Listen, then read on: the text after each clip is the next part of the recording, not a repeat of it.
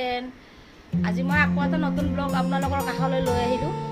আপোনালোকে সকলোৱে গমেই পাইছে অসমত যিহেতু আমাৰ অসমীয়াৰ ভাদ মাহ চলি আছে আৰু প্ৰতিদিনে মই ভাদ মাহৰ আপোনালোকৰ ওচৰত নাম লৈ আহি আছোঁ। নামৰ কেনেকৈ আমি প্ৰতিদিনে আমি নাম গাই আছোঁ সেই ভিডিঅ' মই সদায় আনি আছোঁ আপোনালোকৰ কাষলৈ।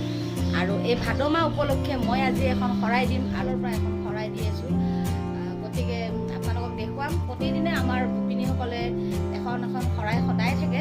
আজি সেই শৰাইভাগ মই দিম বুলি ভাবিছোঁ। গতিকে আপোনালোকক নামঘৰৰ প্ৰতিটো দৃশ্য দেখাব চেষ্টা কৰিম।